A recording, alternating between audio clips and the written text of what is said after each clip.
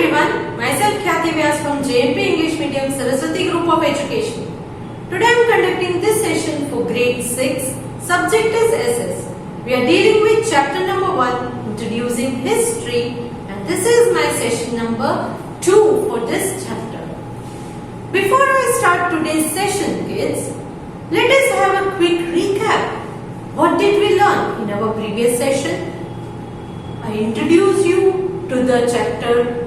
We went through the PPT in which we learned vocabulary words along with their meanings and few related pictures. Then we started the chapter with what is history, humans past, and what is history. Then I also taught you the divisions of history: prehistory, proto-history and history. Prehistory. What is prehistory? Yes, the time period when we did not have any written records. What is proto-history? Proto-history means the time period in which we had few written records, out of which some are known to us, some are still not decoded, or we do not understand what they have written. Then we have history, in which we have complete records. They are the records either on the rocks, on the bark of a birch, or on the, you can say, clays.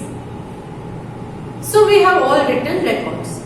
These were all regarding the three divisions of history, or the divisions in which we can learn history. In today's session, we take up with the source of history.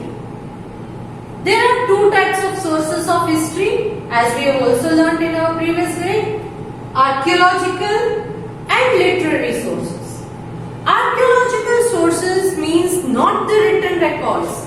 We learn history either from their utensils they use, the monuments they build, the clothes, their jewelry, the coins, from all these. So they are archaeological sources of history. And literary sources. Literary sources are the written records. So archaeological sources are fossil remains. What do you mean by fossil remains? Fossils. For example, you might have seen the movie Jurassic Park. In that, in the beginning, the archaeologist, he found the nail of the dinosaur, and from that nail, slowly he started excavating other things, and he found the full skeleton of a dinosaur. So that was, under the earth, it was being pressed and preserved there. So that is fossil. Then monuments means old buildings. Artifacts means what type of artifacts they had. They had their pillars or their idols of different things. They are artifacts. Then inscriptions means written records, and the coins. All these are all archaeological sources of history. So let us start with the sources of history in today's session. History is studied on the basis of records of the past events. Correct? These records are known as sources of history.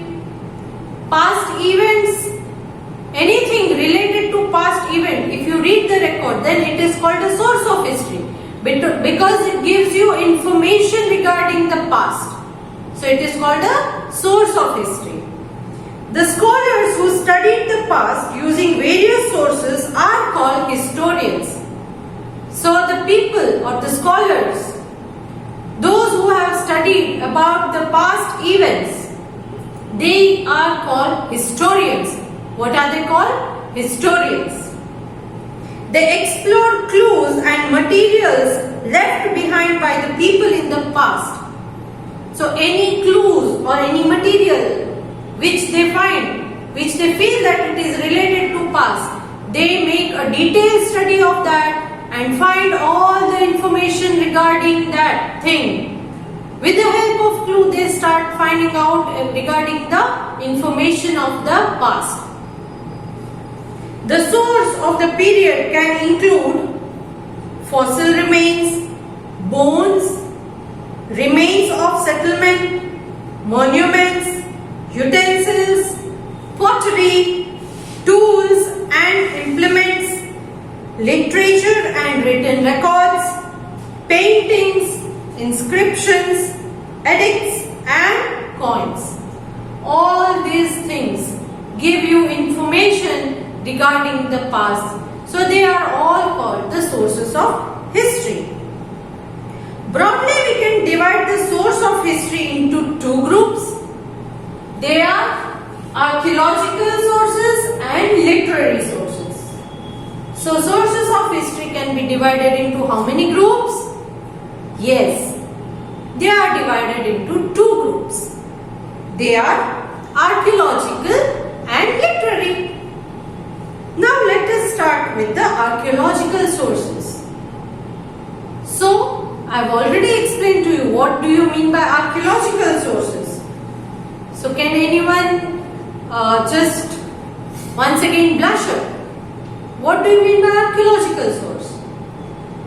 Yes, the archaeological sources include fossil fuels or fossil remains, artifacts, tools and implements, edicts and inscriptions, monuments, coins and so on. Means all the things, not the written records, all the things that are from the past are all called archaeological sources. Whether it is their clothes, whether it is the utensils they used, the toys they used or the vehicle they used. I mean, they did not have a modern vehicle, but they might have used cart and all. Yes. So all these are their archaeological sources. The scholars who explored these sources of the past are called archaeologists. These archaeological sources, the person who studies about these archaeological sources is called an archaeologist. Who is he? He is an archaeologist. I already explained to you, right? So now, first let us take up with fossil remain. What do you mean by fossil remain? See, I am sharing a picture here. Okay. Fossils are the remains of plants, animals or human body parts from the past preserved in rocks. In between two rocks, if a dead animal or bird is lying, when in today's generation, when they explore it, what happens? When they differentiate those rocks, in between they can find some remains that are the bones, because the skin and the flesh is being decayed, but the bones, they remained as it is. What happens? So they got the information. You saw in the picture, right? You can see it's something like a fish. By looking at it, you identify that it is a fossil of a fish. So now, they are preserved in the rocks or in the layer of the earth. These have been buried for millions of years. Millions of years they were buried under the earth. There was a layer of soil or rock on it and it was not seen. But when we dig it, it just came out. So it was buried for millions of years. It takes millions of years for the fossils to be generated. So now, the imprints of the hard body parts such as a bone or skull have been permanent marks on the rocks. So now what happens? The hard body parts like the skull, the bone, all these things, what happens? It gets imprinted on the rock. Correct? For example, when you say a clay, when you take a clay, we have already made, right, seeds. When you took the clay and you wanted a shape of a butterfly, what will you do? You took a keychain of butterfly and on the clay you just pressed it. What will butterfly. You will get impression of a butterfly. Same way, these hard body parts, they lie on the rock for many years, and due to which it got imprinted on the rock. उसकी impression आ गई है उस rock के ऊपर, क्योंकि हजारों साल से वो उसी के ऊपर था. So these are called fossils.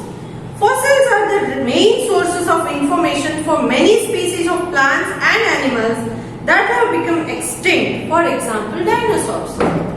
अगर हमें डायनासोर का फॉसिल नहीं मिलता, then we would not have known that in past there were animals of such huge size, and these animals were dinosaurs. But we found their fossils, and that is how we discovered that dinosaur existed on earth thousands of years ago. Correct? So fossils, they are archaeological sources of history. Next, talking about the monuments. Monuments, we studied about many monuments in our previous grade. I also shared many pictures along with the video lectures. I showed you pictures. So, you are already aware about it. Now let's start the monuments. Monuments are ancient buildings and structures such as stupas, temples, mosques, tombs, palaces, forts. So any building which are the remains of the past are called monuments. Which are they? Stupas, temples, mosques, then tombs, palaces, forts, all these are monuments. They throw light on the social, religious and cultural life of the people of the period in which they were built, rebuilt or altered. So by looking at these monuments, you will understand regarding the social, religious and cultural life of the people. What kind of life did they live? Which religion did they follow? Correct? Because the monuments, on the walls of the monuments or the architecture they followed, you can identify easily. उस palace की, for example आप एक palace ले लो, तो उस palace की दीवारों पर किस टाइप का कार्विंग बना है, उससे हम अंदाजा लगा सकते हैं कि वो किस रिलीजन को फॉलो करता है. What type of society did they live in? What culture did they follow? Everything you can find out from that. Of the people of that period, which they were built, rebuilt or altered. Or in monuments scope, they might have built it. Correct? They might have built it. Right from the new base stone. Rebuilt. Rebuilt means once it was built, then it slowly got destroyed, so they had to rebuild it. That is rebuilt. Built मतलब क्या? For example, आप अगर नया घर बनाते हो, you call it built. What is rebuilt? बहुत साल पुराना घर है, it needs repairing, so it is called rebuilt. उसको क्या कहेंगे? Rebuilt किया. Same structure को सिर्फ rebuilt किया है हमने. मतलब कि कहीं से अगर कुछ पेंट निकल गया है या कुछ टूट गया है तो उसको rebuild किया. Then what is altered? Altered means you make some changes in them and then build it. That is called altered. What do you call it? It is called altered. For example, normally girls or ladies, they go to the tailor for alteration of their clothes. What is alteration? For example, you buy a new dress and it is very much loose for you or very much long for you. So you go to the tailor and if it is loose, you ask him to tighten it from the sides. Fitting करने के लिए लेते हो. That is alteration. If it is too long, you ask him to alter it from down. Right? बहुत लंबी है तो नीचे से कट करके फिर उसे अल्टर कर देते हो. That is alteration. So now I hope it is clear what is meant by build, rebuild and alter. Correct? So we do that.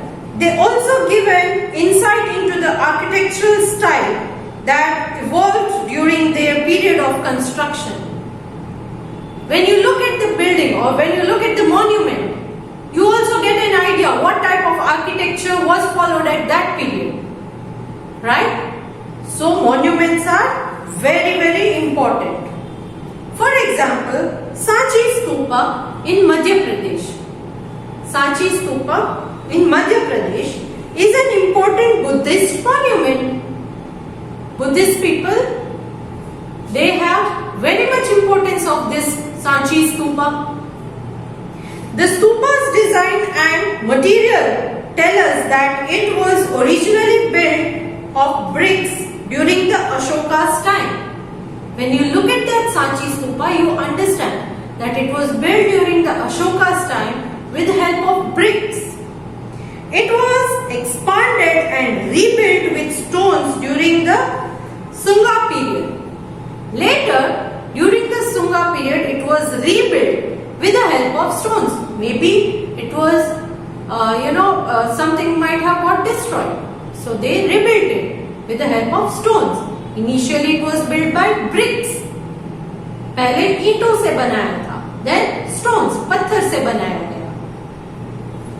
An inscription on the southern gate of the stupa informs us that the gate was added by King Satakarni of the Satavahana dynasty. So the gate, which gate? The gate was added by King Satakarni. उसका जो gate है वो king Satakarni of Satavahana dynasty, Satavahana dynasty का जो king है सतकर्णी, उन्होंने इस gate को बनवाया था. The northern gate and the plains also depict the stories from Jatakas. So northern gate gives you a story of Jatakas. So all these monuments are important because they give you many information regarding the past. Then talking about the artifacts. What are artifacts? Artifacts include human-made objects. As I told you, pottery, vessels, tools, toys, all these are artifacts.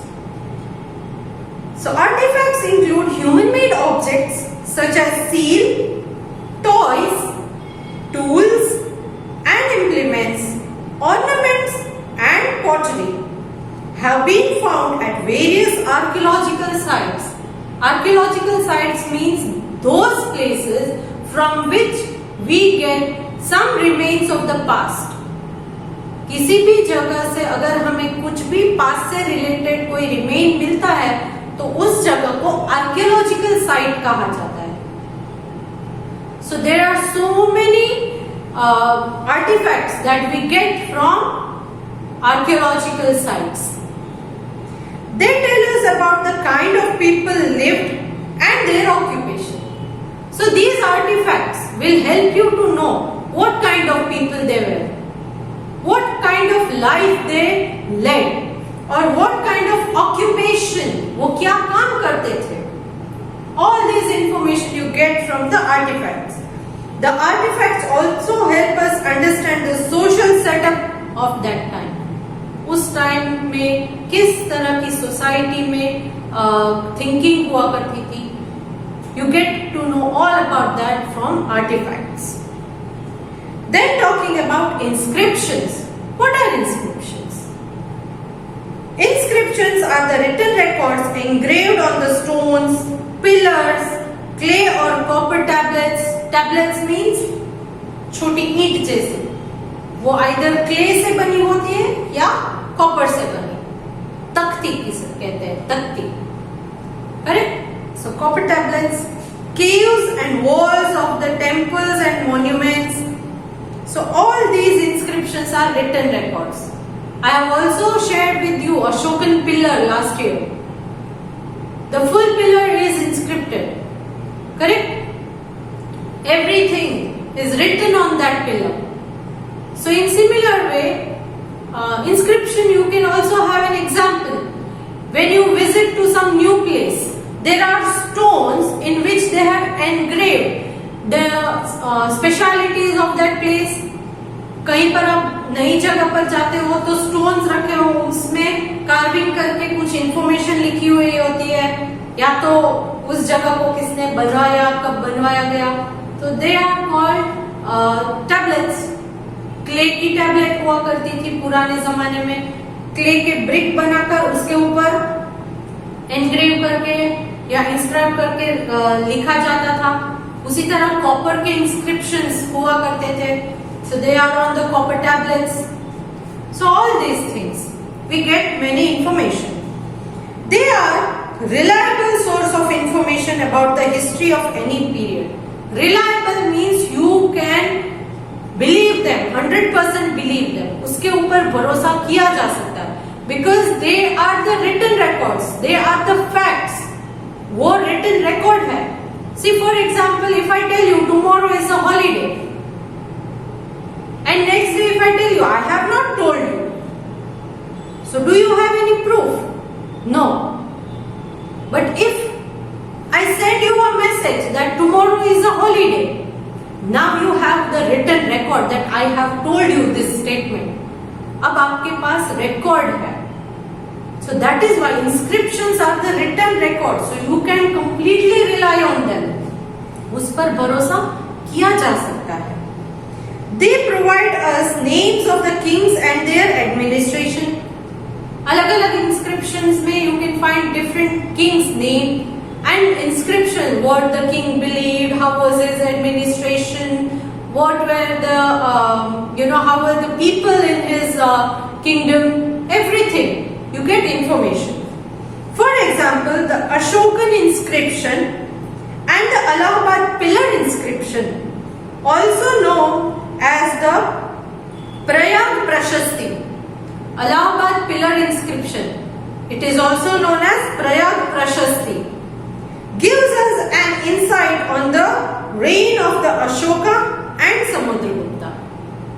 They give us information regarding the rules or the time period of Ashoka and Samudragupta. Samudragupta was also a king. He was also a king. So you get information regarding them on the Allahabad pillar inscription, which is also known as Prayag Prashasti. Next, talking about the coins. The study of coin is known as numismatics. The study of coin, because on the coins they used to inscribe the name of the king, the period, how it was, and everything, or some clue which will give you an idea about that period. The coin, which material is used to make that coin, that will also help you to know about their time period. Right? So, the study of coin is called numismatics. What is it called? Numismatics. Since they were made up of metals, they survived for many years. These coins were made up of metals. So they survived for many years. They did not get spoiled. They did not get spoiled because metals are very hard substance. So they survived for many years. वो खराब नहीं हुआ करते थे, destroy नहीं हुआ करते थे, क्योंकि मेटल से बने थे coins. They were issued by kings and merchants. Who used to give the coins to the people? Either the kings or the merchants. Most coins are stamped with dates and images. Therefore, they also provide valuable personal information about the rules and the people who issued them. Most of the coin they had dates inscribed in them. So from that we can understand when this coin was issued, who issued it, the names were also sometimes inscribed. So all these information we get from the coins. For example, Samudragupta's coin tells us that he was good veena player. the coins that were being issued during the reign of Samudragupta. When you look at the coin, you will come to know that Samudragupta was very much fond of veena play because he himself knew to play the veena. I know that you might be having a question, few of them. What is veena?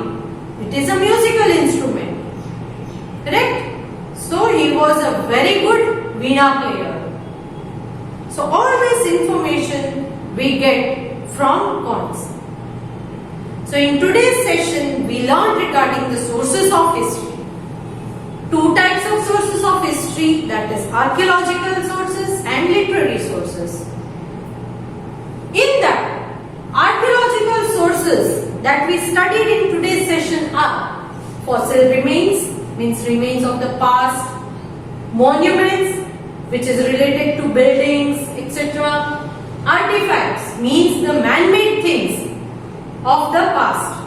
Inscriptions means any written records, and coins. So, the coins of the past. All these things give you information regarding the past. Next session, we will take up with the literary sources of history.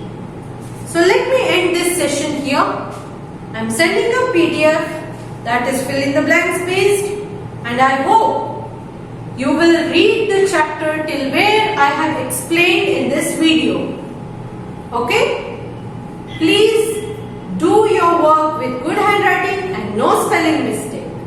And if you have liked my video, please click on the like icon. So see you in the next session. Bye.